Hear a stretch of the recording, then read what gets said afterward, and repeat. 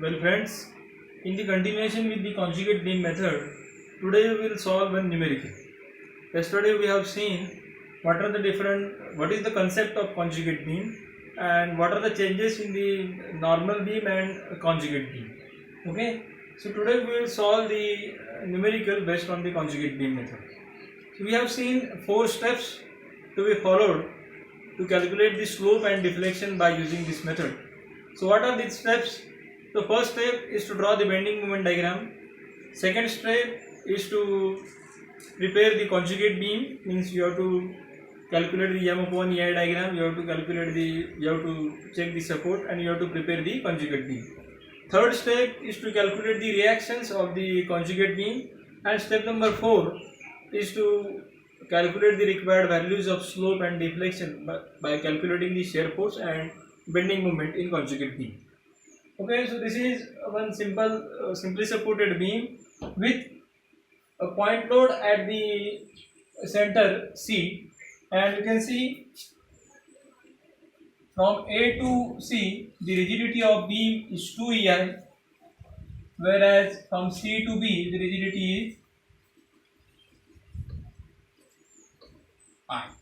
Okay, sorry, this is I and this is 2I. So rigidity is not constant. From A to C it is I, but from C to B it is 2I. Now we will solve this. So step number 1 is to calculate the bending moment diagram. So now this is a simply supported beam with the point load at the center. So bending moment maximum will be at the center, that is WL by 4. So bending moment maximum, it will be at the C, and WL by 4 will be the coordinate. So W is 60, L is 8 divided by 2. So it is 120 kilonewton meters bending. And if you draw the bending moment diagram will be like this. I am not going to calculate in detail because this is simply supported beam. You can calculate the bending moment directly. 120 kilonewton meter. So this is your BMB. Next step is to prepare the conjugate beam. So for conjugate beam, span will be same as that of original beam. So span will be remain same, 8 meter.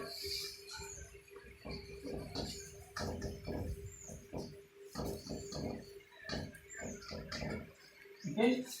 Then next, what will be the load on the conjugate beam? So that is M upon EI diagram.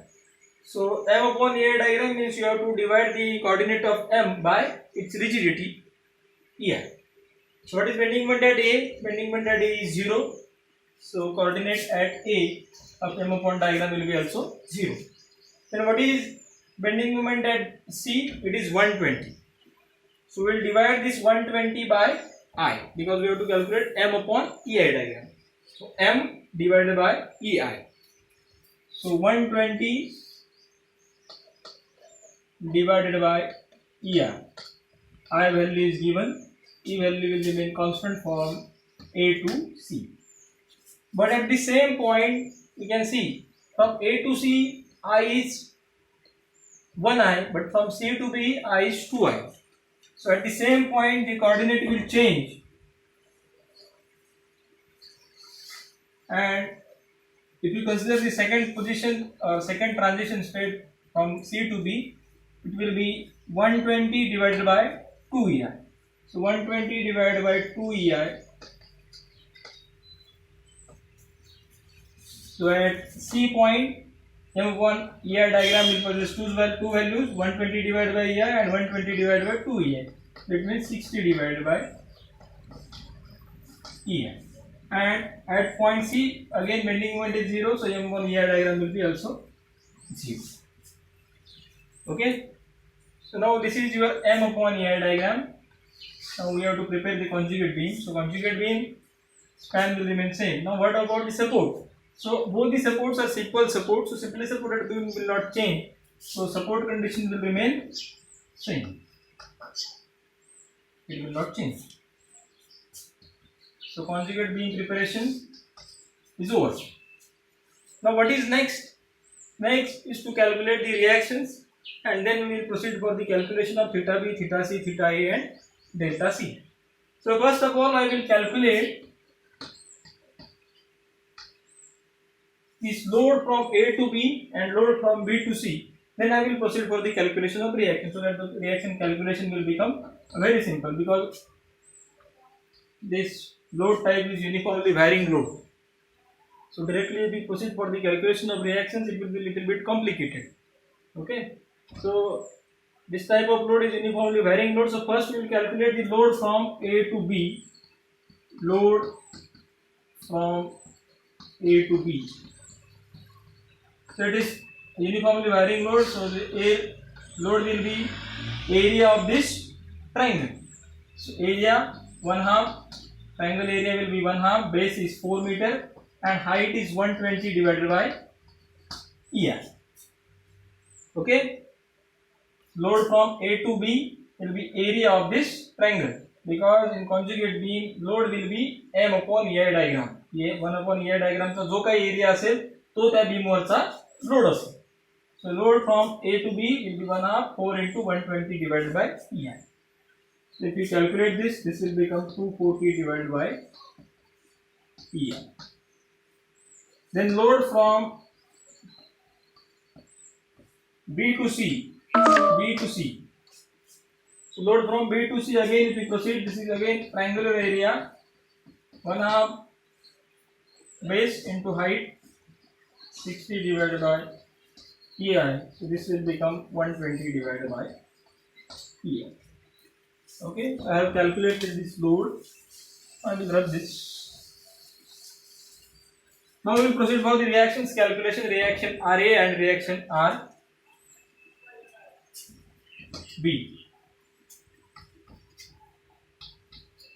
Okay, so for reaction RB, I will take the moment at B equal to 0, taking moment at A and equating it to 0.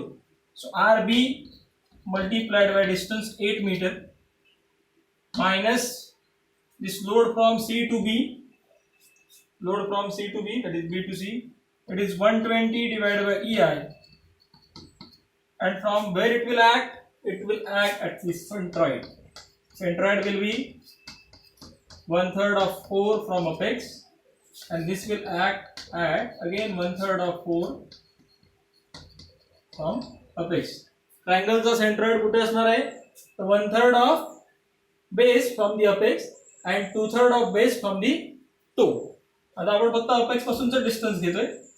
Okay, so its line of action will lies at 1/3 of 4 from C. So its movement about A will become, आता आपल्याला movement from A घ्यायचा आहे. So तो total distance किती आहे? 4 plus 1/3 of 4. So 4 plus 1/3 of 4. Then the second load, the second triangular load, that is load from A to B, it is 240 divided by EI into, now its distance will be 4 minus 1/3 of 4, because I want this distance. So total this is 4 and this is 1/3 of 4. Equating it to 0. So you will get RB is equal to, so value of RB is 160 divided by EI. Value of RB is 160 divided by EI. Then apply summation Fy equal to 0. So this will give you RBV plus RAV minus this 240 divided by EI minus 120 divided by EI equal to 0. What I have done? I have taken the summation of all the vertical forces. This RA, RB, this one and this one. So I will calculate RAV here. So I will get this value as 200 divided by EI. So reaction calculation is also over. Now what we have to calculate? We have to proceed for the calculation of this slope, theta B, theta C, theta A and delta C. Okay. Now in the definition of conjugate beam, we have seen that a shear force in the conjugate beam will represent a slope in original beam, and bending moment in conjugate beam will represent slow deflection in original beam. So I will not calculate all the values, I will calculate only one slope and one deflection. Okay. So first, theta C, that is a theta B. Theta B in actual beam will be equal to slope in conjugate beam. So theta B is nothing but the slope in actual beam, so it will be shear force in conjugate beam at B. Okay, so I will draw the conjugate beam or files here.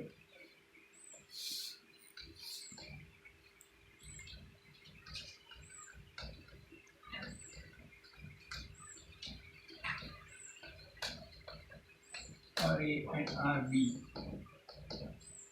This is C. So theta B is equal to shear force in conjugate beam at B. So where is point B? Here it is point B. So I want to calculate the shear force at B. So what will be the shear force at B? If we consider the right side of the section, you will get only one reaction, that is RB. So shear force at B will be nothing but RBV. Or RB you can see. So RB is 160 divided by EI. Similarly, suppose you have to calculate the theta A. So theta A in real beam again will be equal to shear force in conjugate beam at A. So again theta A will be equal to shear force in conjugate beam at A. So shear force in conjugate beam at A. So if you consider the section over here, and if you consider the left side of the section, only one reaction is there, that is RA. So that is nothing but your shear force. So what is the value of RA? It is 200 divided by E. So this is how we can calculate the slope and deflection. Now for deflection, suppose I want to calculate the deflection at C, means at the center. Okay. So deflection at C will become RA. So deflection at C in real beam will be bending moment at C in conjugate beam. See, conjugate beam मधला bending moment हा actual beam मधला deflection असणार आहे, आणि conjugate beam मधला shear force हा actual beam मधला slope असणार. Okay? So bending moment at C will give you the value of deflection at C. So bending moment at C in this conjugate beam again. So bending moment at C will be equal to RA multiplied by distance 4. So RA is now 200 divided by ER into 4 minus this triangular load, that is 240. I have calculated earlier, into distance 1/3 of 4. This is your delta C, and this comes to 480 divided by E. Okay, so this is how we can calculate the slope and deflection by using this conjugate beam method. I have illustrated this concept by taking a very simple example of simply supported beam. So you can apply it for the cantilever beam also. You can apply the same method for the two different types of load also. So we will solve some more examples also if possible by using this conjugate beam method. Thank you.